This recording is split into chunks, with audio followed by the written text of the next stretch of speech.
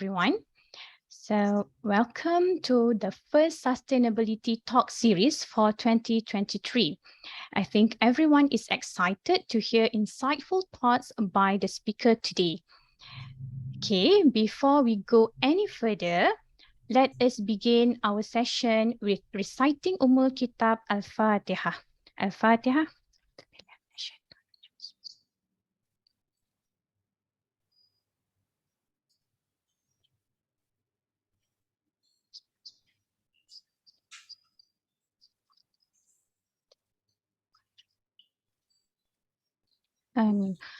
First and foremost, on behalf of the organizer, I would like to thank all participants for joining us today.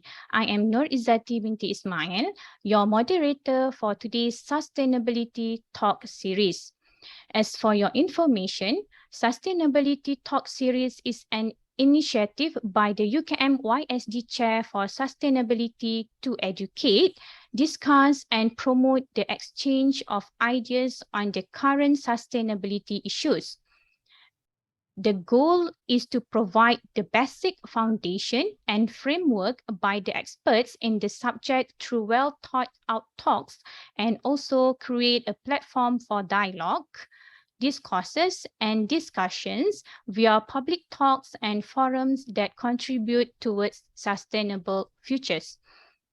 To date, the chair has successfully organized 10 series of talks starting June 2021. As for today, we are very glad to have Dr. Zainab Idris as our honorable speaker. Dr. Zainab is going to talk about oil palm sustainability from the perspective that is beyond agricultural. Before we begin, I would like to introduce a little bit about Dr. Zainab. Dr. Zainab is currently the Deputy Director General for Research and Development of Malaysian Palm Oil Board, MPOB. She was born in Penang in 1965. Dr. Zainab obtained her Bachelor of Science in Chemistry from Laurentian University of Sudbury, Ontario, Canada in 1988. She served as a production chemist in Rubberex and Rubbertrack, Sdn Bhd companies under IGB Group for 2 years. She then joined Palm Oil Research Institute of Malaysia, now known as MPOB, and obtained her Master in Science from UPM in 1998. She then obtained her Doctor of Philosophy degree in Chemistry from UKM in 2010. Dr. Zainab holds a position as the Director of Advanced Oleochemical Technology Division of MPOB since July 2016 until August 2019. After more than 20 years in oleochemical research, she recently obtained her Master of Business Administration from UKM Graduate School of Business.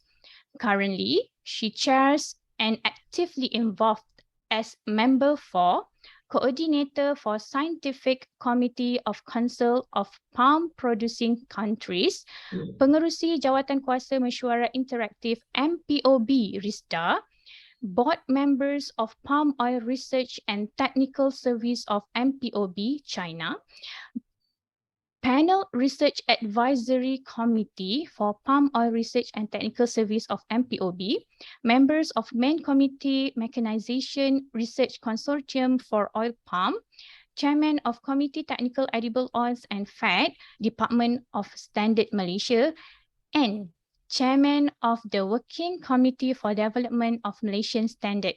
Technically, she specializes in a wide area of applied sciences focusing on developing new molecules from oleochemical product through organic synthesis and process improvement and optimization. She also specializes in innovation of R&D products and services developed by MPOB for the benefit of the Malaysian palm oil industry. MashaAllah, so much achievement, Dr. Zainab. Congratulations. Okay, before I pass the floor to Dr. Zainab, okay, the Q&A session will be after Dr. Zainab's presentation. If participants have any question, please drop your question in the chat box. I will read it after Dr. Zainab complete her talk, okay? Okay, without further ado, I would like to invite our honorable speaker, Dr. Zainab, to deliver her 1-hour talk. Dr. Zainab, the floor is yours. Well, thank you very much, Dr. Izzati. Welcome. Okay, now I've never been able to meet you physically, but we have met several times online, I guess. So, Assalamualaikum warahmatullahi ta'ala wabarakatuh, and very good afternoon to all the participants of today's Sustainability Talk series organized by UKM-YSD Sustainability. First of all, I would like to express my gratitude and thank you to the UKM-YSD, who has actually invited me and giving me the opportunity to speak about oil palm sustainability. So yeah, as I mentioned earlier, the oil palm sustainability, I'll be talking about beyond agriculture. Yeah. So this is the title that I choose to speak to the participants today. So okay, now about the title. Yeah, why I choose oil palm, not palm oil. This is because when we talk about sustainability, in principle, it starts from the crop itself. Yeah. So in this context, the crop is referred to as oil palm, and sustainability covers components beyond agriculture, which include what it discharges to environment as waste and how we human manage the waste so that it is not contributing to environmental damage. The people's prosperity, creating profit, is the ultimate destination of oil palm sustainability. All right, now this is the outline of my presentation. There will be 5 subtopics that I will discuss. The first one is sustainability in general, why sustainability is important for palm oil industry, who do what for palm oil sustainability development, the ESGs for Malaysian palm oil, and the way forward. Okay, now going back to sustainability in general, yeah, I have actually have about 2 component that I will discuss in general here. The first one is Sustainable Development Goal, which is actually founded by the United Nations and launched in 2015. And the validity of period for this Sustainable Development Goal is 2016 to 2030, and the coverage is global. So palm oil or oil palm is actually included, yeah, in this consideration. And also it is actually a collection of goals, objectives designed to serve as shared blueprint for peace, prosperity for people and the planet now and into the future. Yeah, and the World Health Organization, WHO, yeah, aims to transform our world.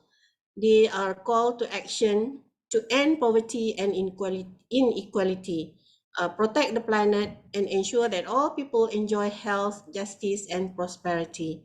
It is critical that no one is left behind. Yeah, and it sets out.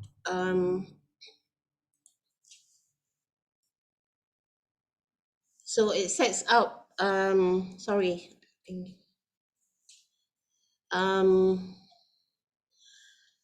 So it sets out the 17 wide-ranging and interconnecting goals, which include 169 targets. Yeah, and the second infographic that I shown in my slide is actually the ESG, environment, social, and also governance. Yeah, so based on the information I obtained in Wikipedia, it is actually a framework designed to be embedded into an organization strategy that considers the needs and ways in which to generate value for all organizational stakeholders. So it helps stakeholders understand how an organization manages risk and opportunities around sustainability issues. So among the component under the ESG are actually carbon emissions, air and water pollutions, deforestation, green energy initiative, waste management, and water usage. Now these components I did mention in my earlier introduction slide, yeah. And all right, now moving on to the next slide is the UN Global Compact Sustainability Food Agriculture Business, which has 6 principles: the people, planet, profit, peace, partnership, purpose. So it evolved under the same component as the Sustainable Development Goal. So I will not delve too much into this because I will be discussing on the component of what are the targets and what are the strategies that we have actually committed to in order to achieve sustainable development goal by 2030. Okay, now on the first topic, why sustainability is important for palm oil industry. So in the second slide, I will show you. This is actually Malaysia's position, yeah, in terms of the palm oil under the global oils and fats market. If you see in the slides, yeah, I put here the 2021 and also 2022 performance, yeah. So we are still the 5th world largest producers of oils and fats, yeah. And it's accounted, so Malaysia accounted for in 2021 7.5% of total global oils and fats production, while now it has increased to 8.4% of the total global oils and fats production. So we are also still the 2nd largest exporter oils and fats, but this is just numbers. And our exports of Malaysian palm oil was 15.56 metric ton, yeah, which actually encompassed to 16.4% of total global oils and fat exports and 30.5% of the global palm oil trade in 2021. And you can see that there is a slight increase in the percentage in 2022, which goes up to 17.1% as a total global oils and fats and 31.4% of global palm oil trade.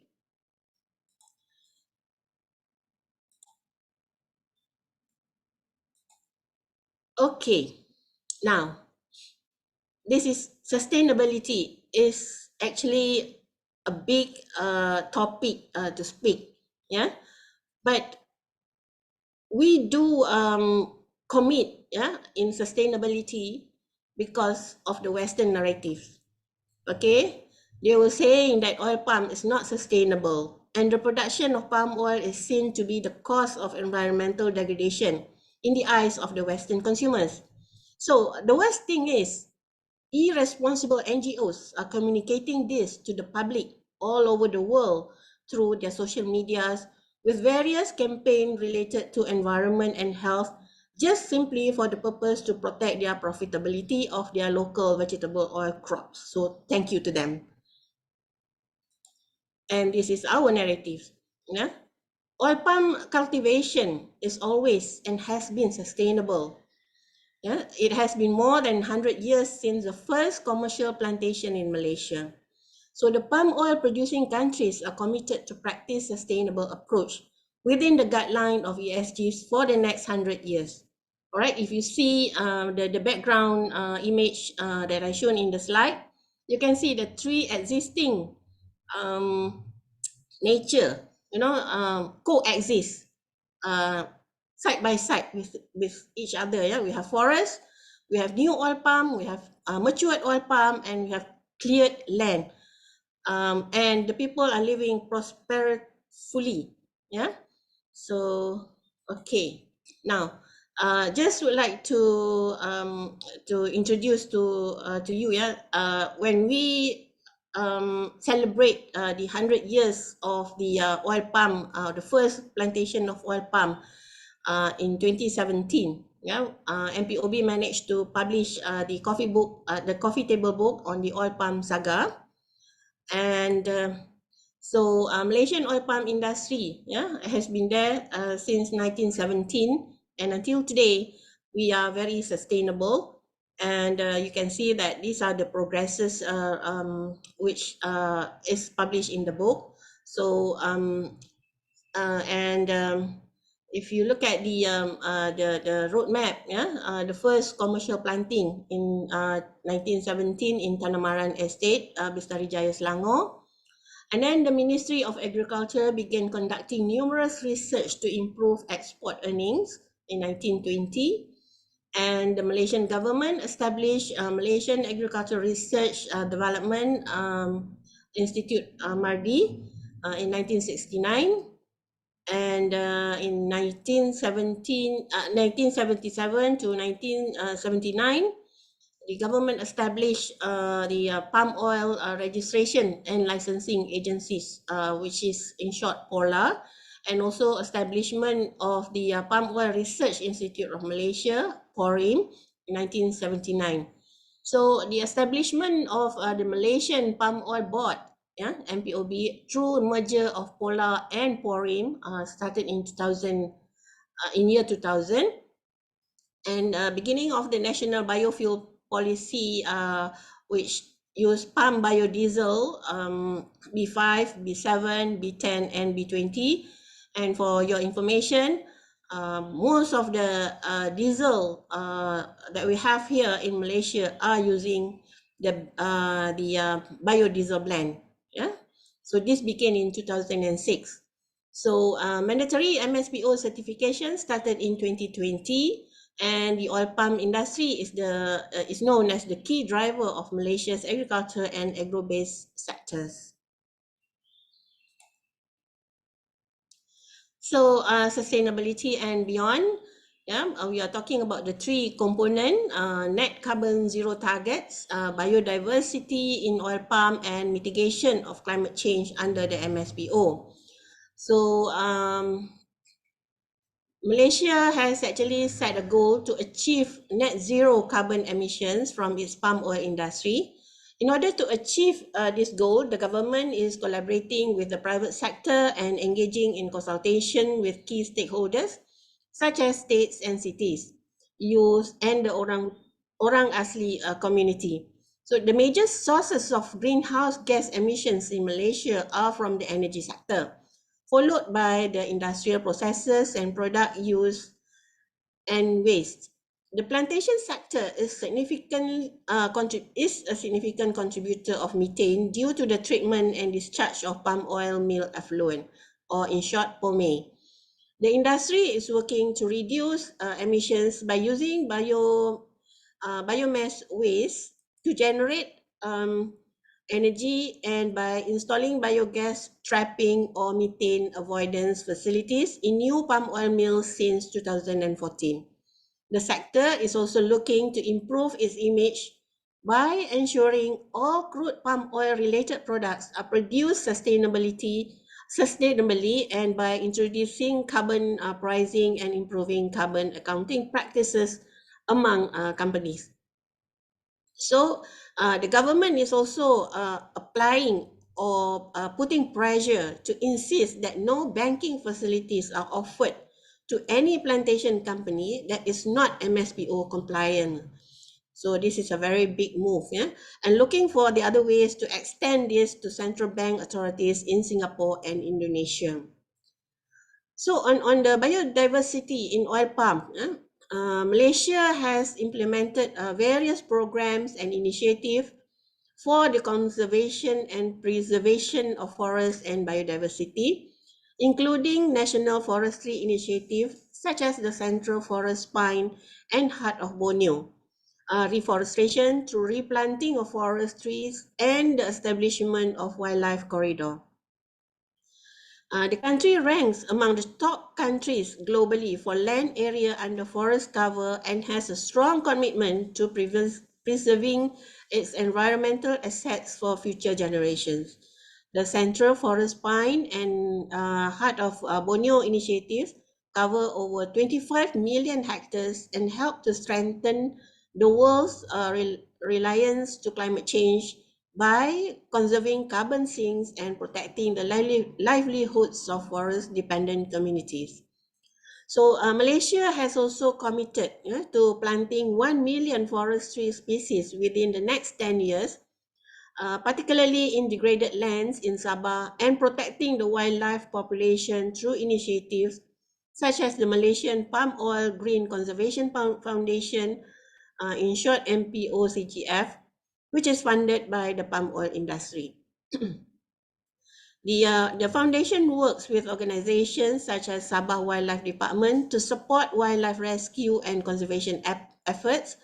And the palm oil industry also supports the Kinabatangan Orangutan Conservation Project, which aims to counter conflict between human and wildlife and increase the population of orangutan in Sabah. And the third component is the mitigation of climate change under the MSPO.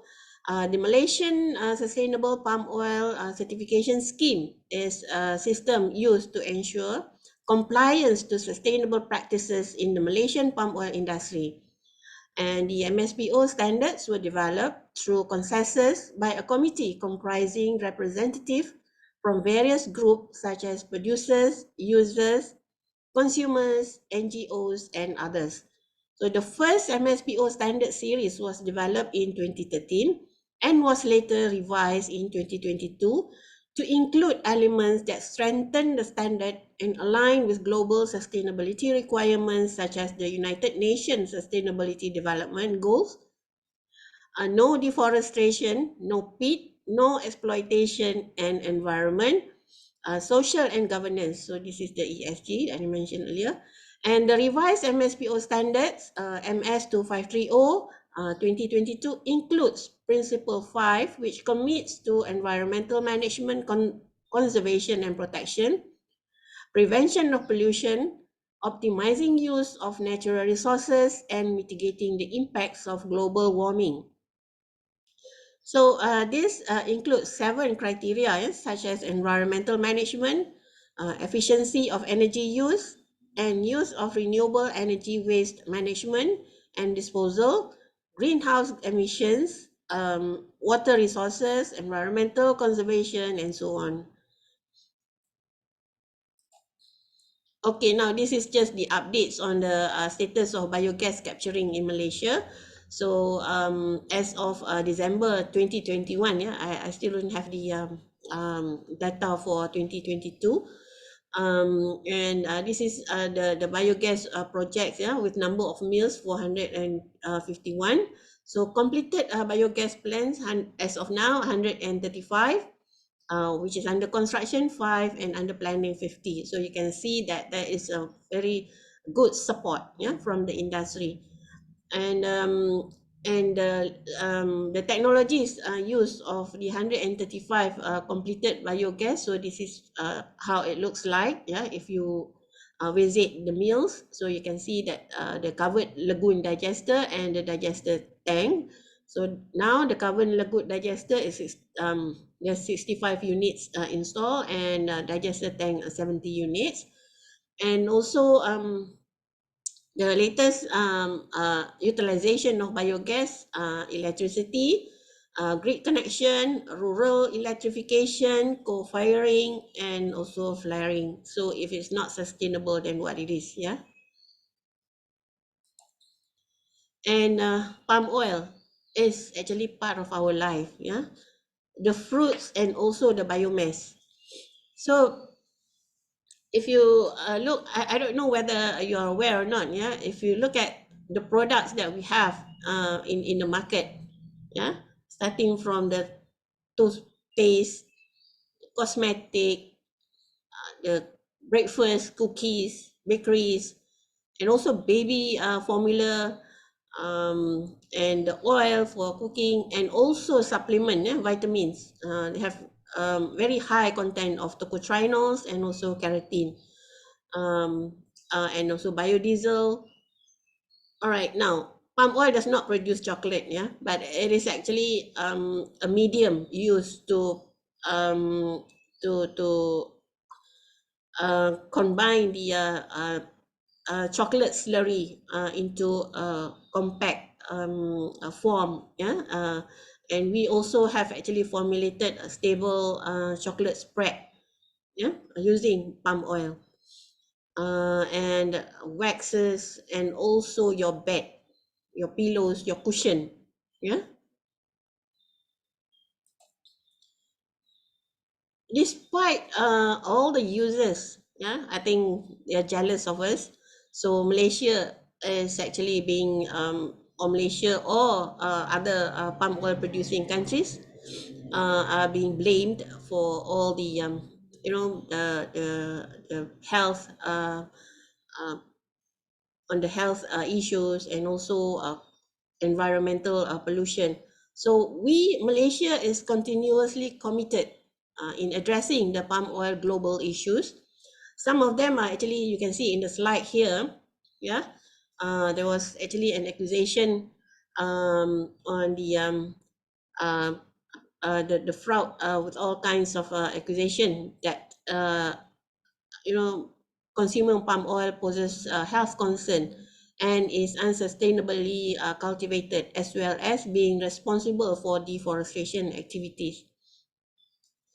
And public opinion, yeah, regarding palm oil is still negative due to the concerns on climate change, environmental protection, biodiversity conservation, saturated fats, food safety, as well as forced and child labor. So I hope today's presentation will actually open the eyes of the public today. So we are addressing the issues scientifically. Yeah, we are collecting scientific data to actually convince the public that it is safe to use palm oil. Yeah.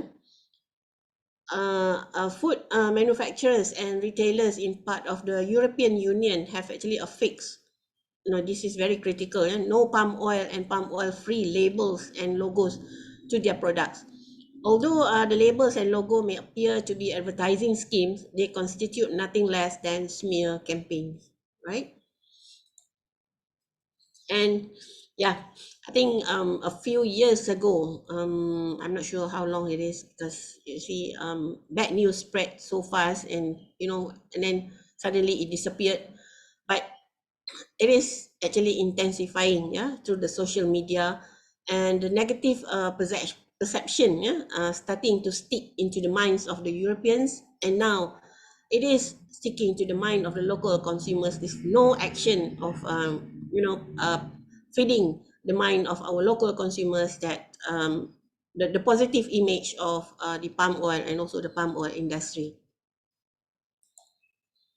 Okay, now this is actually the findings, yeah, on the orangutan under the Kinabatangan Orangutan Conservation Program. Yeah, shockingly, yeah, in 2004, yes, only 40% of orangutan habitat was found within the protected area. But you can see here, yeah, they were actually found outside protected areas. So in 2016, this figure actually increased to 85% when the statistic include those not in the protected areas. And this is another smear campaign, palm oil free labeling, which I have mentioned earlier. So it is actually surprisingly, yeah, these labels are in our Malaysian supermarket. So please, yeah, public, if if any one of you find this product, please report. Yeah. So what is needed for palm oil industry to stay sustained? You okay, in this slide I just showed you a very simple process or supply chain of the palm oil industry. Yeah, it starts from the preparation of seedlings. Actually, it starts from producing the seedling, yeah, through crossing or tissue culture, and then preparation of seedlings, then harvesting, and FFB evacuation, FFB grading, and then processing. So it covers into these three ESG component, yeah? On the environment, the land area, which is suitable for cultivation. Social, we are focusing on the workers, the growers, the managers, also the businessmen. So we need to help each other and to engage each other when any decision are being made. So the governance is on the certification, licenses, guidelines, SOPs, and also policies, initiatives, and strategies. All right, now on the who do what for palm oil sustainable development, I'm going to talk about the four key organization involved. So the first one is of course MPOB. We are in the mission to enhance the well-being of the Malaysian palm oil industry through research development and also excellent services. So the second one is a Malaysian Palm Oil Association. Now this is actually an association comprising all the stakeholders involving in the palm oil industry, and their mission is to ensure the long-term profitability and growth of the Malaysian palm oil industry. And they are also looking at other plantation crops. Yeah? Okay, the next one is MPOC, Malaysian Palm Oil Council, which is in mission to promote the market expansion of Malaysian palm oil and its products by enhancing the image of palm oil and creating better acceptance of palm oil through awareness of various technological and economical advantages and environmental sustainability. Okay, our youngest brother is MPOCC. This is actually an organization in the mission to make MSPO, Malaysian Sustainable Palm Oil, a credible certification scheme that is accepted by relevant stakeholders. Okay, the next topic is on the ESG for Malaysian palm oil. As I mentioned earlier, there's three components in the ESG, the environment. We'll start with the environment first. Okay, now on the environment, yeah, if you look at this slide, this is actually a comparison lah, based on the data provided by Oil World 2022. Yeah, the oil palm land use, yeah, only covers 8% out of the 299 million hectares of total or vegetable or crops planted, and it is actually producing palm oil and palm kernel oil in total of covering 39.5% out of total 212 million tons. Okay, so this is one of the actually oil palm is the most productive crops, yeah, among the other vegetable oils. Now on the environmental aspect, yeah, we have actually installed ecovariants in various location, yeah, to study the carbon emissions and uptake from the whole system. And I think recently we have extended the study not only covering the carbon dioxide but also other gases, and the so it is actually seen as the gold standard for measuring uptake and release by forest and agricultural system. So we are not doing it alone. We are doing it with various organizations and also university. I think just to bring you through what we have installed here.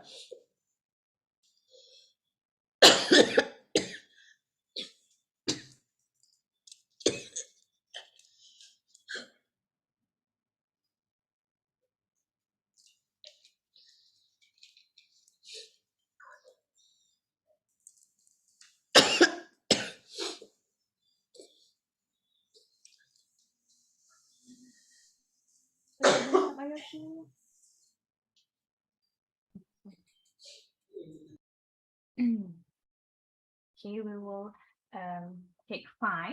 Okay, while waiting for Dr. Zainab. Dr. Zainab, are you okay? Can continue? Yeah, I think you have to bear with me because I have sore throat, really. I see. Okay. Okay, it's okay. Just let me know if you need some time. Okay.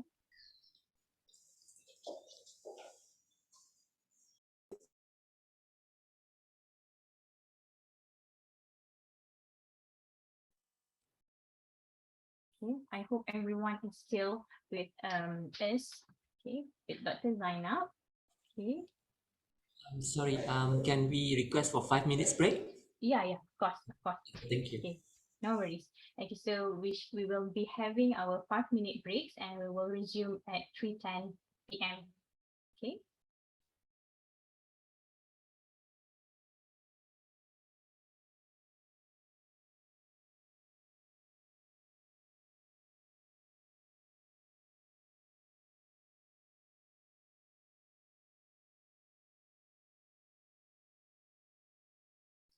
So if you have any questions for the speaker, please do share here in our chat box. Later, at the end of the session, I will raise the question to be answered by the speaker. Yeah, boleh. Okay? You can ask anything regarding the topic today. Yeah, Dr. 𝒁𝚨𝐰𝐶𝐵. Yes, I am. I'm okay now. Okay, So we sorry shall continue. for that. It's okay, it's okay. We take 5, but then I can actually resume my presentation. Okay, so Okay. Yeah, I think you have to bear with me lah because I have sore throat. Okay, now we have actually installed comprehensive EC network within our tropical peatlands, mainly in Sarawak. So we have Sabaju, the peat swamp forest, which was converted to oil palm. So this is actually at the when the tree are at the conversion stage, So we installed it, and so we study the emissions at the beginning of the conversion. And then in Sebongan, we also have matured palm. So we install the EC there to measure the emissions at the mature phase, and also at peat swamp forest. So in the peat swamp forest, we start measuring, or we establish the eddy covariance on the forest, which is actually there for about 5,000 years. So we start doing it for comparison purposes.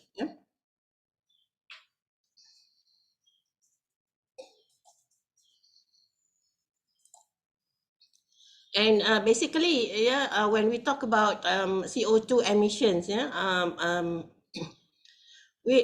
was actually an infographic distributed through our social media, and this is actually to tell the public that managing water table is important, to reduce the CO2 emission. So this is actually a simplified version. So when I said water table, this is actually the water table depth, so this is the water table. So this is the CO2 emissions, from the oil palm. So ideally, the higher the water table, the lower the CO2 emissions.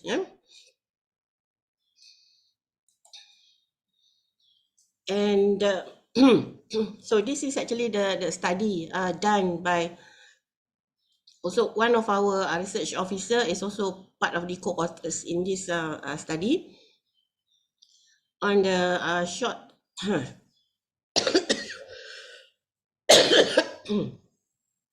Oh my dear.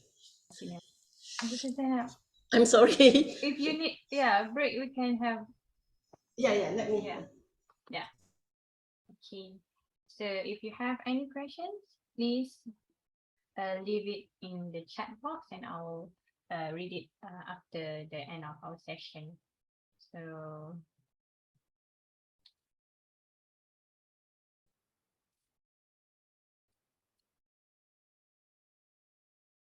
I hope everyone is still excited to listen to our speaker. Can you make sounds that letting me you are here with me? Yes, we are here. Yes. Okay. Only 1%? I'm here too. Okay. Okay. Okay. So we shall All right. continue. Okay, let's enjoy the break, yeah. Okay, now these are the two data that I would like to share here today. Yeah, this is actually a study conducted by one of our officers as the co-researcher. And if you look at this table, yeah, this is a relationship table between the the existing mean of annual water table depth and also the target. Yeah. So, like for example, if you want to actually from 0.5 meter water table depth, yeah, we increase or we manage that to 0.3. So the emission will be reduced 16%. Okay, did you get it? All right, now also the next one example is actually on the blue arrow. If the water table is actually existing at 0.5 meter, we control that until it gets to 0.4 meter, so it can reduce emissions as 7%. So you can see that, you know, the CO2 emission is 2 to 3 times more sensitive to changes of water table change in the top 0.5 meter than previously reported, right? So this is actually a good finding, so showing that how we can actually reduce the carbon emissions, right?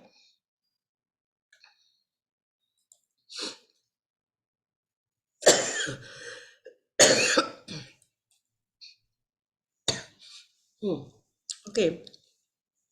Now, this is programs, yeah, being carried out in between year 2005 and year 2012.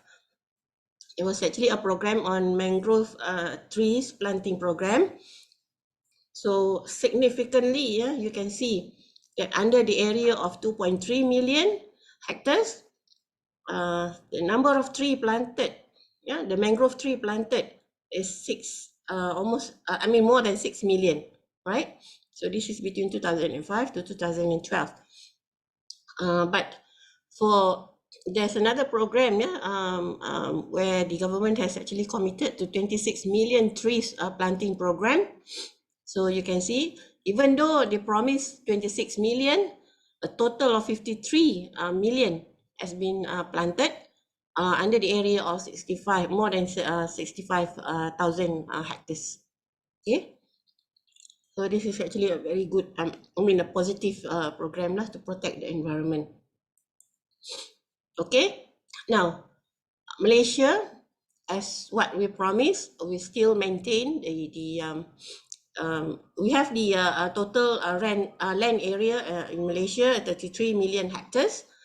This is the report obtained from the Ministry of Water, Land and Natural Resources 2018 data. So you can see that we still preserve 55.6% in 2017, yeah, of the forested area.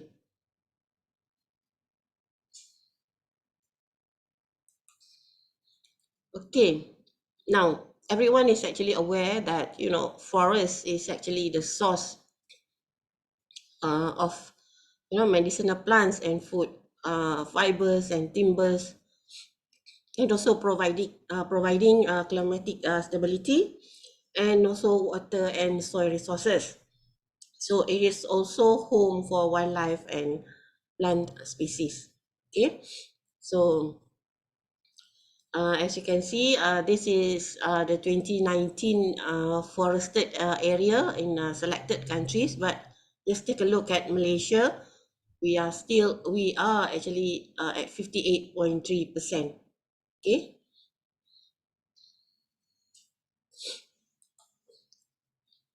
And so this is actually Malaysia first nationally determined contribution, NDC, as of 30th of July 2021. So Malaysia's 2030 climate change target, previously in 2005, we promised 35%. Malaysian to reduce its economy-wide carbon intensity against GDP, and in 2030 we target to increase 10%, so it's going to go up to 45%. So we are very confident that we are going to achieve this. And so as I mentioned also earlier, the GHG coverage is going to be expanded to 7 greenhouse gases: carbon dioxide, methane, nitrous oxide, hydrofluorocarbons, perfluorocarbons, sulfur hexafluoride, and also nitrogen trifluoride. So the study is ongoing actually. And when we talk about harmonization of oil palm with nature to enhance biodiversity, there's actually a lot of biodiversity studies conducted at oil palm plantation landscape in Malaysia. And most of these studies suggested that oil palm plantation, when harmonized with nature, such as maintaining ground vegetation cover, planting beneficial plant along roadsides, creating riparian reserve along water bodies, and set aside forest reserve, so which practices the code of good agricultural practices, may improve biodiversity conservation values in oil palm landscape, and hence contributing towards production of more sustainable palm oil products. Okay, now these are some of the pictures showing the biodiversity found in the oil palm landscape. So I think I don't have to dwell too much into this. And conservation value of riparian on fish fauna in oil palm dominated landscape, and threatened species and endemic to Borneo Island. So the bird species, yeah. Okay, now we are done with the environment, talking about the climate change and also the biodiversity. We go on to the ESG for Malaysian palm oil, on the social aspect. So our wish is actually to provide conducive housing, and sufficient education and health facilities for our plantation workers, so that they can work efficiently and increase the productivity of the Malaysian palm oil. But this is actually a big issue now after the pandemic. Yeah. So the Malaysian oil palm industry has actually positively contributed to the socio-economic development. So such as job opportunities, better living standards, workers' accessibility to medical benefits, school facilities for workers, children, development of rural area. And in reality, although the expansion of oil palm cultivation contributes to the country's economy, human rights issues such as forced labor, child labor, working condition, wages, as well as the health and safety of workers have surfaced. So yeah, this is actually something that we have to actually seriously look into, right? Now, Malaysia has actually ratified the 18 ILO conventions, including 6 of the 8 fundamental convention. One of the 18 ratified fundamental conventions on the abolition of forced labor was invalidated in 1990 and is no longer in effect. So Convention 087 on freedom of association and Convention 111 on employment discrimination are the other 2 fundamental conventions that have not yet been signed. And additionally, according to ILO, employers can hold passport of foreign workers with the following conditions. So workers are given keys to access the lockers are provided to keep the passports within 24 hours access, and when they want to, and when they wanted to. So secondly, passport handed over to employers on a voluntary basis, and the passport accessibility is not subject to any forms of punishment. So there is manipulation of wages and working hours, etc. So workers' fear of losing passport is the main reason cited by workers for handing over passport for safekeeping.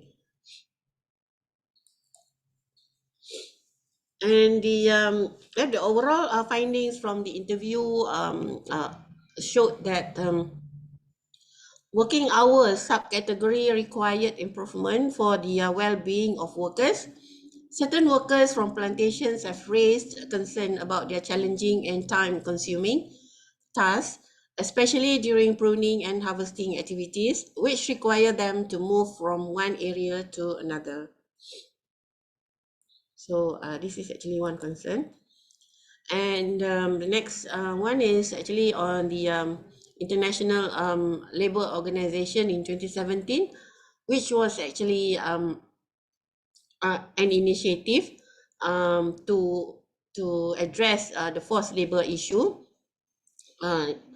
And the MPI, or now is KPK, to conduct a survey on palm oil plantation in Malaysia following the US DOL report on allegations of child and forced labor in the industry, where the objective of the survey is to prove that the allegations are untrue or false. And to remove palm oil plantations from the list of industry alleged using child and forced labor. So the output from the discussions, according to ILO, employers can hold passport of foreign workers, just like I mentioned earlier. So there is actually a certain condition that they have to actually take into consideration. Okay. And this slide shows the when we talk about labor, we talk about the workers, we talk about the growers. Is very strongly related to poverty. So oil palm is there to actually eradicate poverty. As you can see now, this is the progressive income from the Felda settler, dependent smallholders, and the last column is actually the national poverty line income. So you can see that there is actually a big improvement, right? Okay, major efforts taken to eliminate forced labor. One of the initiative was actually to launch a national action plan on forced labor 2021 to 2025, focuses on awareness, enforcement, labor migration, as well as access to remedy and support services, with the aim to eliminate forced labor in Malaysia by 2030. And ratification of the 2014 protocol to ILO's Forced Labour Convention 1930. So this requires member states to take effective measures to prevent forced labour, protect victims, and ensure their access to justice. And continuous engagement with industry players, labour recruiters, and workers to improve knowledge, awareness, and understanding on forced labour and its indicators. Okay, now the ESG, which covers the component of governance. So these are the regulatory policies and also the SOPs, right? Okay, now Malaysia is committed towards the sustainability development goal, and we are actually on the during the Paris 2015 COP21 CMP 11. We are committed to cut the GHG emission intensity by 45% by 2020. And so as of now, in 2013, it was recorded, so reduction achieved was actually 33%. So we still have a few years, to reach the 2020. So a lot of work needs to be done. And under the Rio Earth Summit 1992, to improve productivity and yield with no expansion of land, and to retain at least 50% of the land area under forest cover. And forest cover in Malaysia was at 55.6% as of 2017, but it is now 58% in 2019. Okay. And also the Malaysian palm industry, oil palm industry certainly contributes to achieving the United Nations Sustainable Development Goals through mandatory compliance to MSPO certification scheme. So if you remember, this is actually the statement by Tun Dr. Mahathir Mohamad at the general debate of the 73 session of the United Nations General Assembly on the 28th of September 2018 in New York. And Malaysia is committed to sustainable development. We have taken steps, for example, in improving production methods to ensure that our palm oil production is sustainable. And by December 2019, the Malaysian Sustainable Palm Oil MSPO standard will become mandatory. So this will ensure that every drop of palm oil produced in Malaysia will be certified sustainable by 2030. And this is actually the objective of the Malaysian Sustainable Palm Oil Certification Scheme. The efforts to prevent pollution, so natural resources optimization and global warming's impact mitigation. Second is respecting human rights, conducting operations with good governance, and upholding labor principles of the Universal Declaration of Human Rights.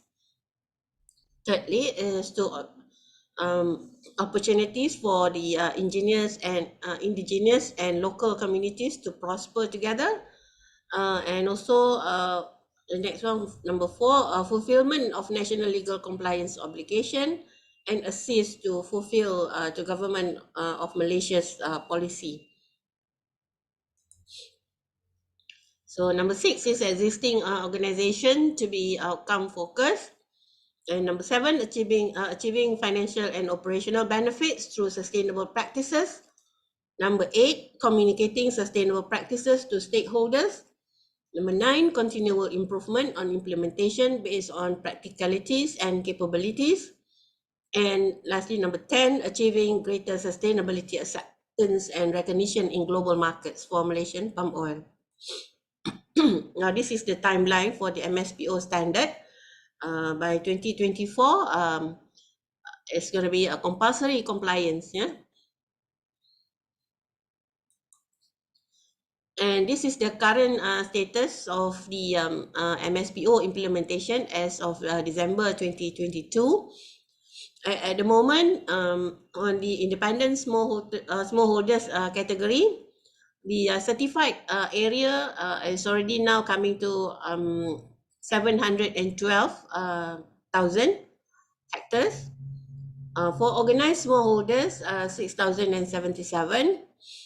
And the plantation 4.199 million. Sorry. Correct. And this is actually summing up to a total of around 5.6 million. And this is this progressive is actually about 98% accomplished. So and also on the supply chains certification standards, SCCS. So out of the 457 certified mills, 427 also participated in the supply chain certification standard.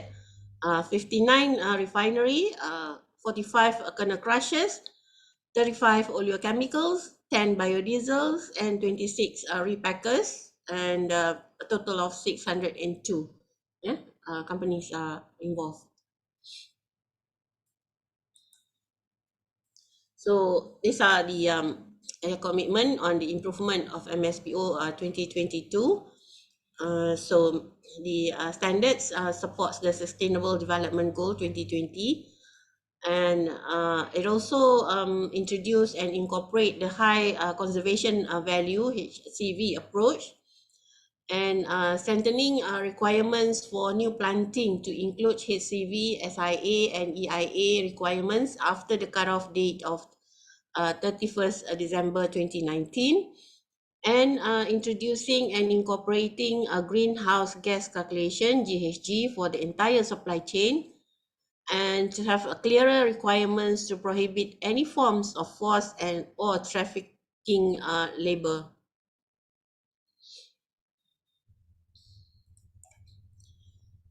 Okay, now, so why do we want to go for MSPO? There are actually 9 benefits listed here. The first one is to create and increase, it helps to create and increase awareness of sustainability importance. Yeah, because under this certification scheme, smallholders will educate on how to handle chemicals, on how to handle the fertilizers, and also the machineries, and they are provided by the government on the personal protecting equipment, and also the cabinet to keep their chemicals for herbicides and also insecticides, yeah, to control pests and disease. And they will also educate to how to increase the FFB yield and performance while also adopting a sustainable good agriculture practice. And oil palm cultivation actually eradicate poverty as per sustainable development goals, and it enhances the living standard of smallholders. So it helps smallholders become suppliers for the production of sustainable palm oil, while the industry maybe will be looking at how to mitigate the how to increase the quality for exports. All right. The next one is to have for the smallholders to have a better market access, and to provide to supply the enough sufficient sustainable palm oil for the demand, and to provide good quality local products to the international market. And so as I said earlier, also MSPO certification implementation to the smallholders, funds are provided by the government, right? And MSPO addresses issues on sustainability for palm oil as an agriculture crop, reflective of the UN Global Compact Food and Agriculture Business Principle, and the potential to overcome food insecurity due to its superior productivity. So food security now is actually a big issue. Yeah. So MSPO has actually been recognized during the Tokyo 2020 Olympics and Paralympics. So this is actually a very big recognition, and also cooperation with the China Green Food Development Center. And also the now the Indian palm oil sustainability framework is actually, they are also referring to our MSPO, yeah, for them to develop their own Indian palm oil sustainability framework. And 𝒁𝚨𝚰𝚴𝚨𝐁 global, so this is actually the MSPO also has been recognized by 𝒁𝚨𝚯, the Council of Palm Oil Producing Countries on Global Framework Principle on the Sustainable Palm Oil. And basically these are the recognitions. And as I also mentioned earlier, the National Sustainability Standards Certification, MSPO, is actually to address the identified and the gap between the 2013 version and other schemes, as well as market needs, so that we are at par, and include all actors in the value chain as our country's commitment that our palm oil are sustainable.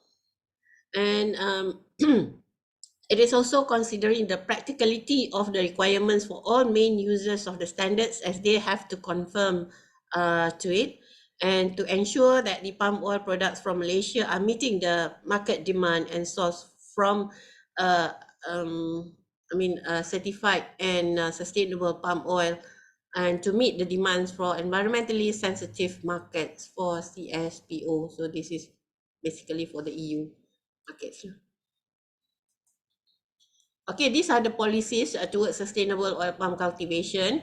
So I think many of you has already aware. We are going to cap the total oil palm cultivated area 6.5 million hectares by 2030, and so there'll be no more planting of oil palm in peatland areas, and to further strengthen regulation with regard to existing oil palm cultivation on peat.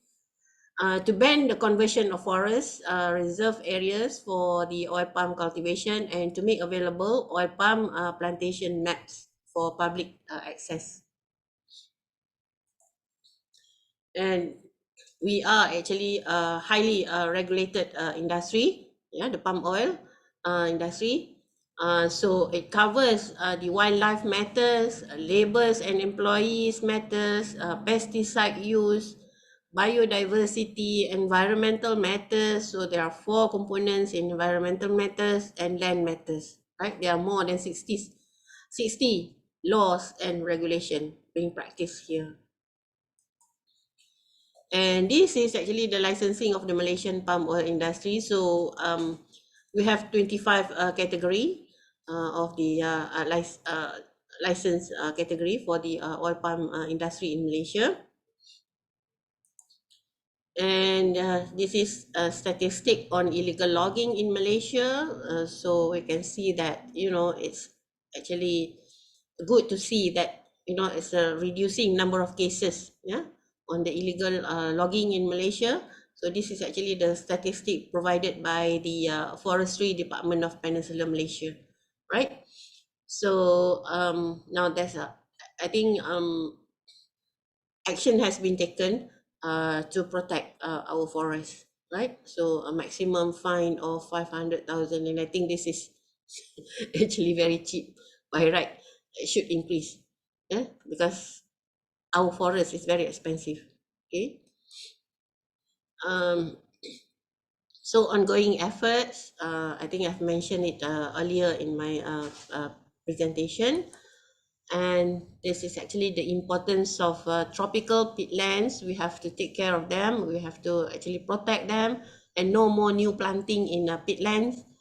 And because I think some of the issues, because the peatland contain a carbon equivalent to 12% of the global atmospheric carbon dioxide pool, and they are also, the peatlands are vital to local climates and ecology, biodiversity and water cycling. So no doubt that we have to actually look and protect the peatlands from the irreversible damage. New large peatland recently discovered in South America and Africa are also known as potentially at risk from industrial agriculture, and scientific evidence or scientific data need to be sorted to underpin commitments to guide sustainable management practice globally. And lastly, just to wrap up, this is the way forward, sustainability and diverse strategy. First point, holistic balance of the 3 components of sustainability, people, planet, and also profit. Pragmatic approach in developing sustainability requirements. Number 3, inclusiveness in development of sustainability requirements. And number 4, smart public-private partnership with all stakeholders. This is what also MPOB is doing now. We, before putting out regulations, we engage with the industry first. And number 5 is assurance that conservation and development are complementary objective.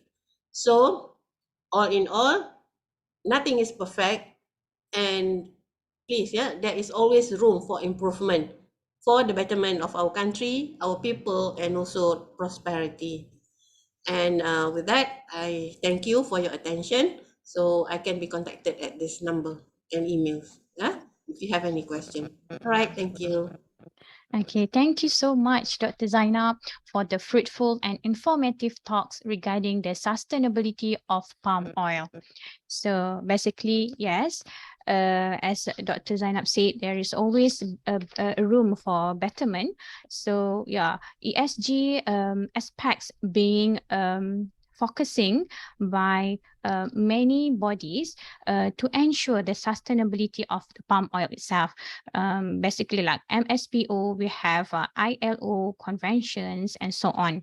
So I think we now can move to the next session, which is the Q&A sessions. Okay, basically, okay, a lot of questions in the chat box and also during the pre-registration. So I will try to move to the first question.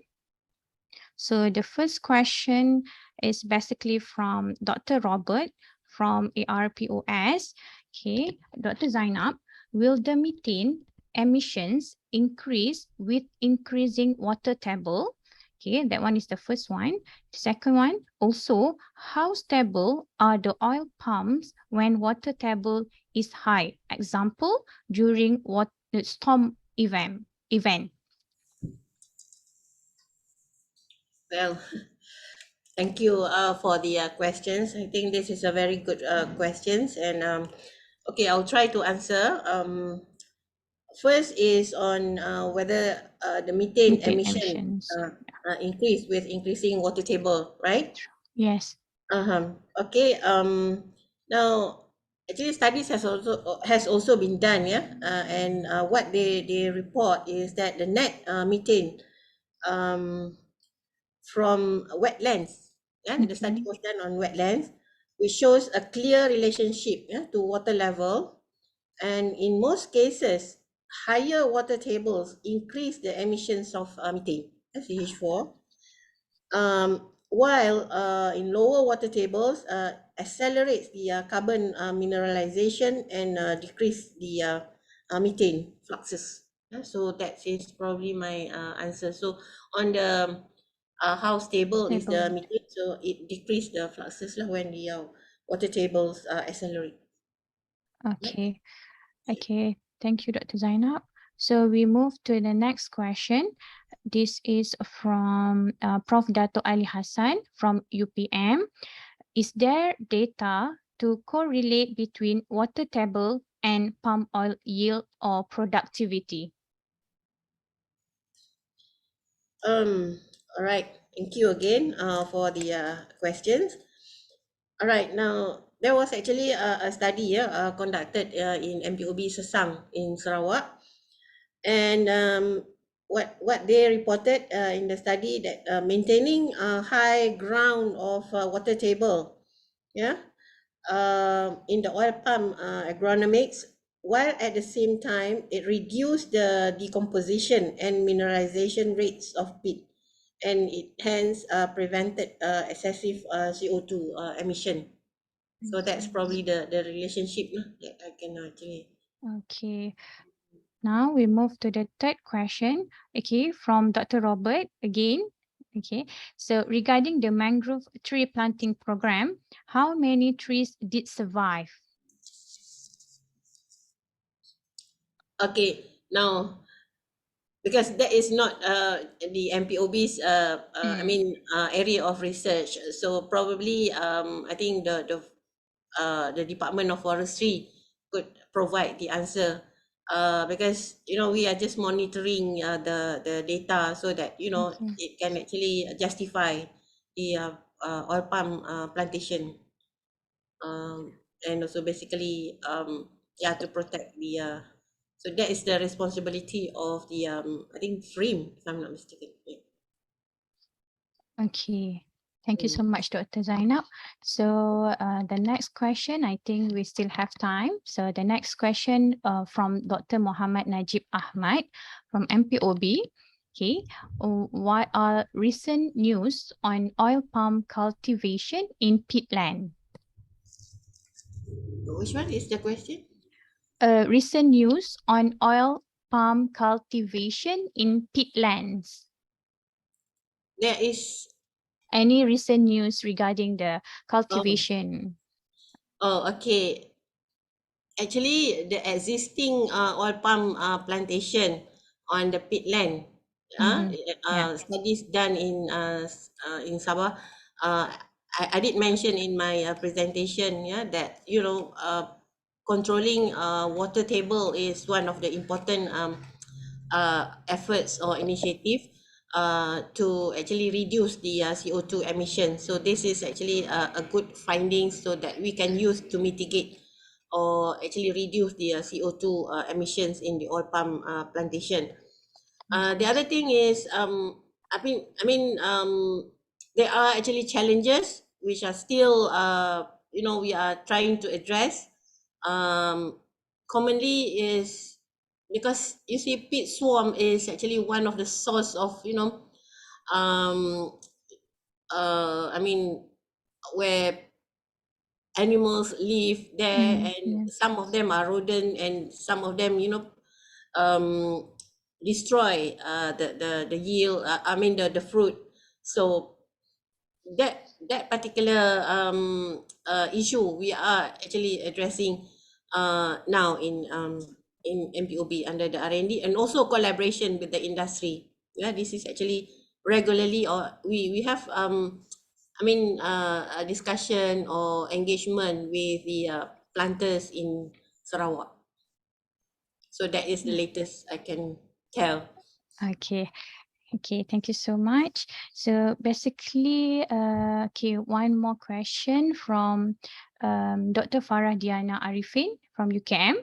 So in order to maintain sustainability of oil palm, Dr. Farah asked about the waste management of palm oil itself. So maybe Dr. Zainab can briefly explain on this management issue. Okay, now it's going to be another new talk if I were to describe. Yeah, just make it short. I know. Okay, I pun dah batuk. So, alright. Now, the biomass, actually, there is two types of biomass in the oil palm cultivation. The first is actually from the tree itself, where when you harvest the fruit, you extract the oil, so you have the empty fruit bunch. Alright, so now that is actually abundance, and the initiative are taken to actually to convert that into fine chemicals and many other purposes, and actually the best is actually to return the EFB to the plantation so that it can provide the natural nutrient. Okay, the next one is actually the fronds, the fronds, and also the from the kernel itself, you can have the palm kernel meal. Both of these components are actually essential ingredient used in animal feed. So this is actually we have many interests from the industry now because of the food security issue. People are coming back and looking at how we can utilize all these biomasses.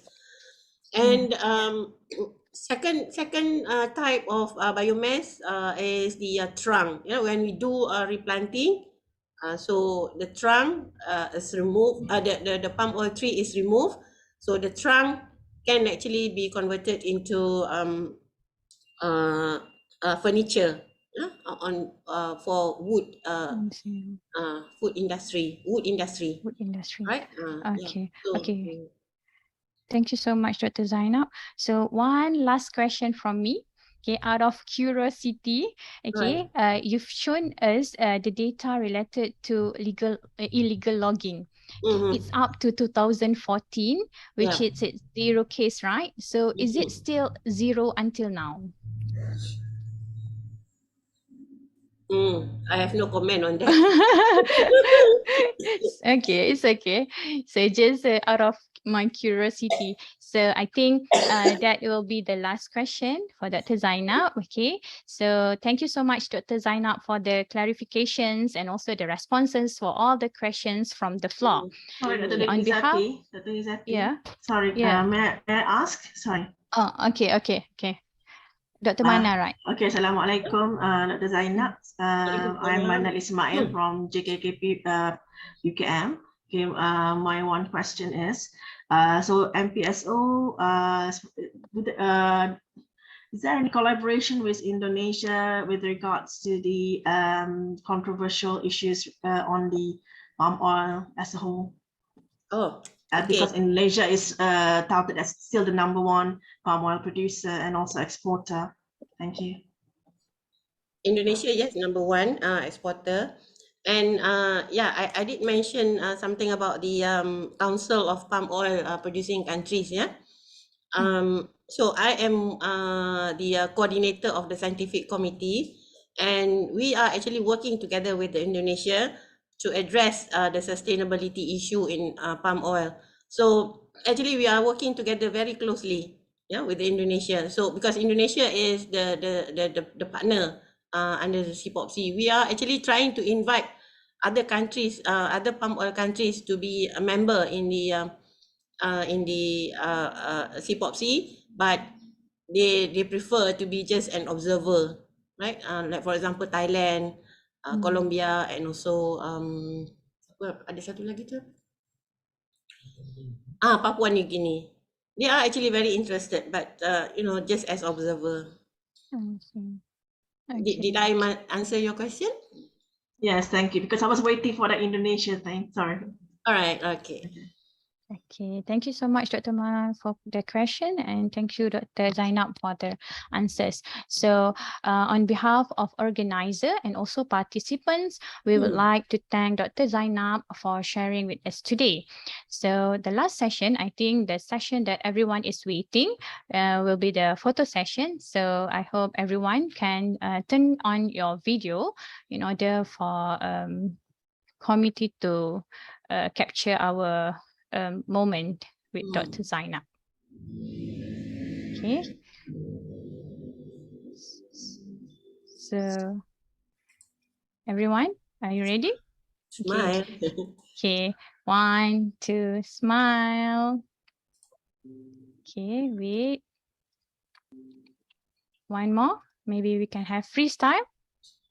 Okay, freestyle. Okay, 1, 2, smile. Okay, with that, okay, before we end, okay, thank you again, Dr. Zainab, for the knowledge, and thank you for all the participants for coming to our sustainability talk series. As for me, I am blessed, and I hope that you did too. Please tell your friends about this talk series. See you again soon. Thank you, everyone. Assalamualaikum. Salam. Thank you very much. Terima kasih, Dr. Zainab. Terima kasih. Terima kasih. I hope I tak makan banyak masa sangat No. sebab Just nice. Just nice, Dr. Zainab.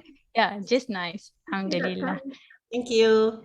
Thank you so much, Dr. Assalamualaikum. Salam.